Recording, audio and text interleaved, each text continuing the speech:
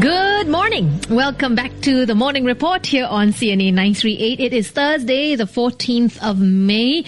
Now, this next topic is something I, for me at least, is quite close to my heart because story time. Late last year, my father-in-law, who's a senior in his 70s, had a pretty bad fall. Now, it was a simple fall. It really does look like a simple fall. You trip, you fall, but because you're older, the impact and the resulting recovery is that much more complicated. Ella, you and I are daughters to senior parents. What are your worries about your parents when it comes to, their mobility and accidents like that? Absolutely. My parents are in their early 60s right now. And of course, that concern is there. Of course, when we renovate the house, you try to put in the handles and stuff. These are some ways. But falling, you never know when they fall. Exactly. When we fall, in fact, right? So, but when they fall, as you've rightly mentioned, the impact, the repercussions is way more higher for them at their age point. So that's one thing that we really need to focus on. Yeah, and I think us being in this generation, we need to also be quite cognizant of, the environment our parents are in, our seniors are in, and a lot of listeners tuning in as well. This is going to be something worth listening to because here in Singapore, every single year, we have 1 in 3 seniors falling. Now, it sounds strange that it is a bit of a forecast, but it's not that difficult it's not that implausible because by 2030, 1 in 4 of us are going to be seniors. So having 1 in 3 seniors fall every year, that's not going to be implausible, right? Yeah. Already we're hearing so many stories, so many anecdotes of seniors falling.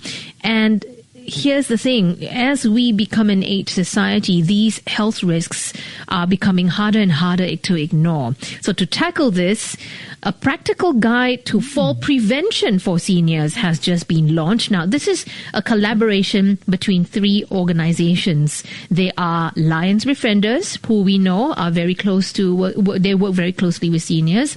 We have the Singapore Institute of Technology, and we have the Home Nursing Foundation. So, who is this book for? Who is going to read it? How are we going to make sure that the information in that book or this guide is going to be disseminated to the right people? And effectively, how is it going to prevent falls? Is that the ultimate goal? That's the question that we want to ask Associate Professor Tim Shu, Health and Social Sciences Cluster at SIT. Professor Shu, thanks so much for spending time with us this morning. So falls, obviously, I think it's safe to say it is a bit of a silent crisis here in Singapore, and it has been for years. So why are we only deciding to come up with a guide like this now? Hi, good morning, Andrea and Ella, and good morning, everyone. Well, this actually is a very good question because over the years, we have a lot of materials being developed by government agencies like health promotion boards and various hospitals and various community care organizations. Yeah, and I worked in the community settings before I joined SIT. I mean, in short, stand for Singapore Institute of Technology. Yeah, been 12 years with SIT now. Before that, I worked with a lot of seniors. Yeah, and we have been using some of these developed materials to disseminate info. However, my understanding is that a lot of seniors probably just take the pamphlets or booklets and then back home, and they would probably put aside. They are not using it. I think more importantly, maybe we are still lacking of effective structured fall prevention programs around in the community to support them, to follow them through of the behavioral change. We're talking about falls. I just had a fall last week. Oh no! While walking my dog because my dog is chasing after another dog. Yeah, so it's just a sudden. Yes, that's why. Toddlers, teenagers, and young adults also fall. So fall is not just happening in the aging population. Yeah, but why we are so serious about falls in seniors? Because once they had a fall, maybe they will end up with serious injuries like fractures that will affect their mobility, that will affect their quality of life after all. Yeah, that's why we have a lot of concern about seniors who may have a high risk of fall. Yeah. So this is a very important topic. Yeah, that's exactly what happened with my father-in-law. He fractured somewhere near his elbow, and he had to have his arm in a sling. It's still in a sling, by the way, and it's taking a long time to recover. But that comes with the territory of being that much older when you fall, right? Yes. So come back to your question about, why we are doing some work now to develop a new practical guide. Yeah. So the keyword is practical. Okay. Yeah. How do we actually make it more practical? And that's the only first step. And of course, we want to do a bit more than just, having a book and then give it out to seniors. And we want to make it applicable so that we can walk through, the different chapters with our seniors. And then, so there are a lot of plans that we are discussing right now, with Lions Befrienders as well as the Home Nursing Foundation. Yeah. Well, Professor, as you've mentioned that it's a practical guide, that makes it different from the previous versions of, the pamphlets or forms or letters that we share with them. But then again, when you say practical guide, how does the content kind of differ? If the elderly, as you've mentioned, have not been reading or putting aside those pamphlets, what made you all think that they will actually read this and perhaps make this to use? Yeah, okay. So for this project, actually, we started with engaging seniors who actually had high risk of falls or who had experience in falls in the recent months. So we call this a co-developed approach, where seniors actually are the direct service users of the book. And when we actually ask seniors, if we are developing something new, what you would like to see? Yeah, so firstly, they highlighted that, okay, I think we want to have something more with more pictures and diagrams so that it's easier to understand because a lot of us are not educated. Or well educated, So that's the one thing that we definitely considered when we are developing the program and designing the artwork for seniors. And also how to make it more practical. We came up with a very nice concept together with a team from Lions Befrienders and Home Nursing Foundation. And we did a lot of brainstorming, to and fro and discuss about what should we include and how do we design the flow of the booklet. So we came up with an idea, how about we start from morning all the way till night?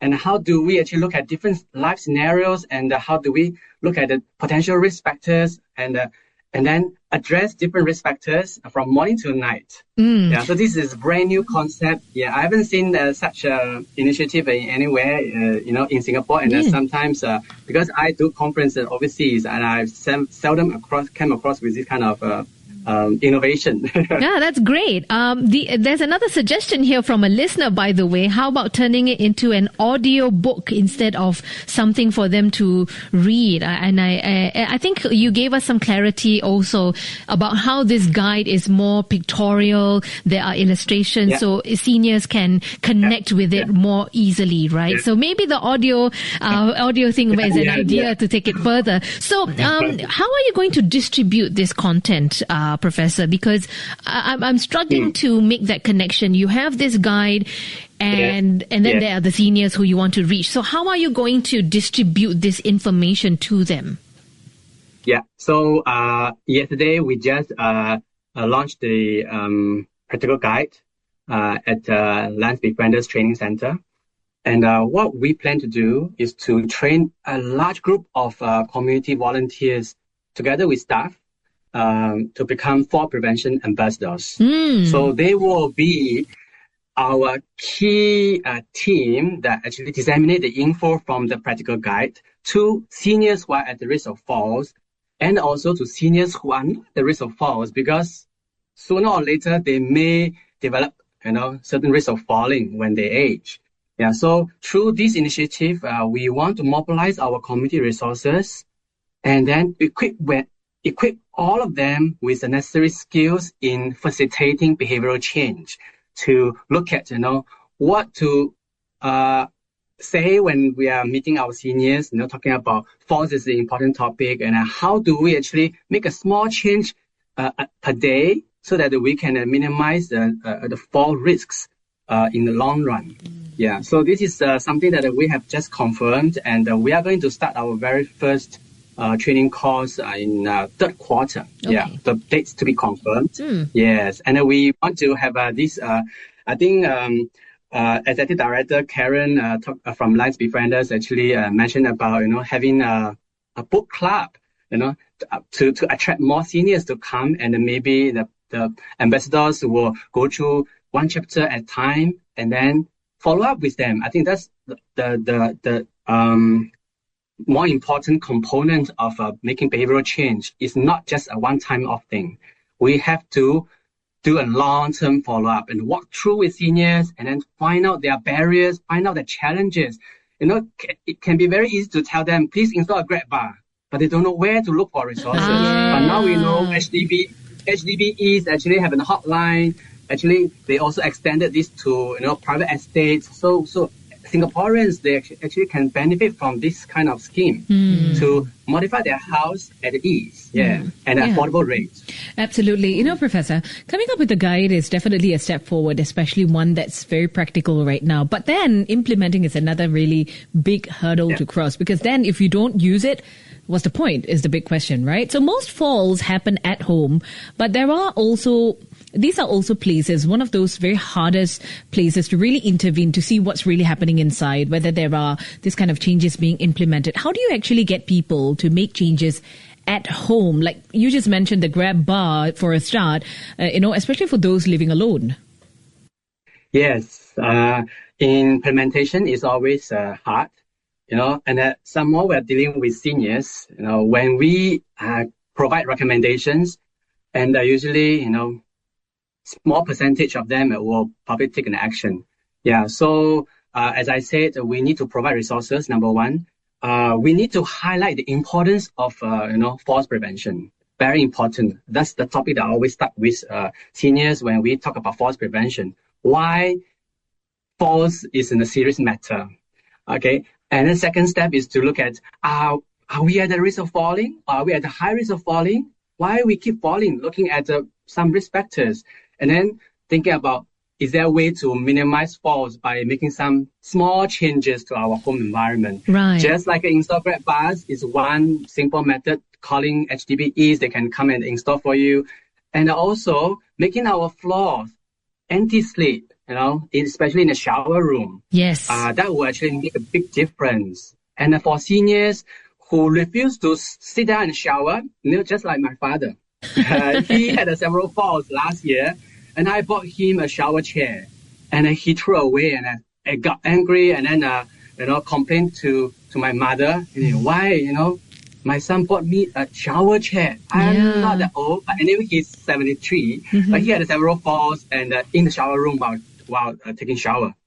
Yeah, so it's very hard to straight away change their behavior, but rather we have to talk to them about the seriousness about getting injured after a fall, and then our concern is about showing our love. It's not just about buying things for our parents. It's about really walk through, educate them. Yes, exactly. I was about to say that as well. It's really about telling them the why we need to do this, why we need to install grab bars, why this, why that, because it becomes a shock to them. Because I think seniors themselves, or all of us, when we age, we are not used to the fact that we are regressing in certain ways, right? Especially in terms of mobility. So I think it comes as an uncomfortable surprise when you are a senior and you suddenly have your children thinking for you and doing things for you when you still think of yourself as an adult. So that's the psychology part, in my observation at least.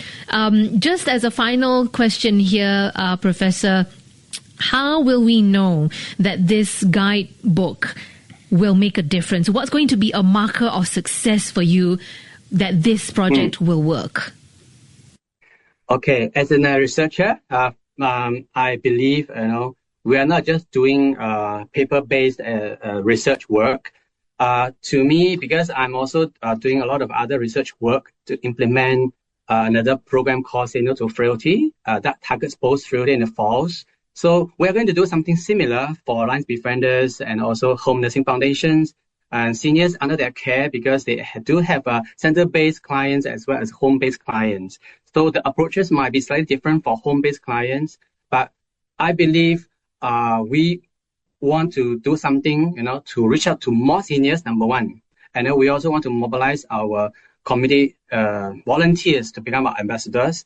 And how do we envision the success from these upcoming projects is that I would like to have a lot more seniors who are having increased awareness of falls prevention, and also come to the center to ask more about fall prevention tips. That's number one. Number two is we are going to track seniors on the number of falls, maybe for a period of 1 year, to see whether is there actually a decline in number of falling in the community among seniors. I think this is something that as a researcher we are always curious, whether it works or not. So numbers will tell us the answer. All right. Yeah, and of course, more importantly, we will gather feedback from seniors, whether they have a better quality of life and more confident, to go out and participate in any kind of social activities. Yeah, and they need that in order to age with, the right mental capabilities as well. We want to make sure that they age well and happily as well. We do have the listener here saying, I think it's advisable for seniors to avoid going out after it rains. I think that's one of those ways that, you can instill confidence in going out as well, right? Making sure that they don't fall. Professor, good of you to give us clarity on this new guide. All the very best. We hope that it does show some effect in the senior community. Thanks very much for sharing. Yeah, thank you. And just for information, the guides will be available online on Alliance Befrienders website. All right. So please look out for it now. Yes, thanks very much for that added tip. That's Associate Professor Tim Shu, Health and Social Sciences Cluster at SIT.